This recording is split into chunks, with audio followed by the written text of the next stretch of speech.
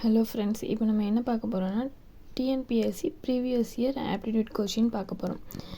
The HCF of 2/3, 8/9, 64/81, 10/27 மீ/வா இதோட HCF கண்டுபிடிக்க சொல்லியிருக்காங்க.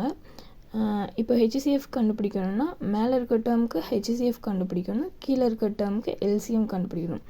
சப்போஸ் இதுவே LCM கேட்டாங்கன்னா மேலே இருக்க டேர்முக்கு LCM கண்டுபிடிக்கணும், கீழே இருக்க டேர்முக்கு HCF கண்டுபிடிக்கணும். ஓகேவா?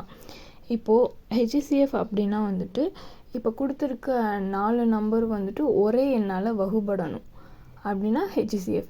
LCM அப்படின்னா நம்ம வேறு நம்பரால் வகுத்துக்கலாம். இப்போ பார்ப்போமா? HCF 2, 8, 64, 10 இதை வந்துட்டு காமனாக எந்த நம்பரால் வகுபடலாம் அப்படின்னு பார்த்தோன்னா 2ஆல் வகுபடும். அப்படின்னா நமக்கு என்ன கிடைக்கிது? 1, 4, 32, 5 கிடைக்குது.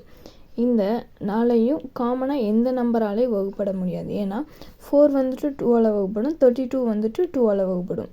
பட் 5 வந்துட்டு 5ஆல் மட்டும்தான் வகுப்படும். ஸோ HCF வந்துட்டு இதுக்கு 2 தான்.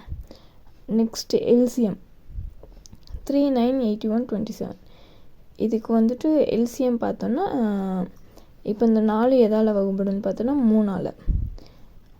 நெக்ஸ்ட்டு அதே மாதிரி 3ஆல் போட்டாச்சு. அடுத்து 1393 கிடைக்கிது நமக்கு. அப்புறம் 1131 கிடைக்கிது. இதை 3ஆல் வகுத்தோன்னா எல்லாமே ஒன்றாயிடுச்சு. இப்போ இது 3 × 3 × 3 × 3 டோட்டலாக நமக்கு வந்துட்டு 81 கிடைக்கிது. ஸோ நம்ம HCF 2 கண்டுபிடிச்சோம், LCM 81. அப்போ 2/81 தான் ஆன்சர்.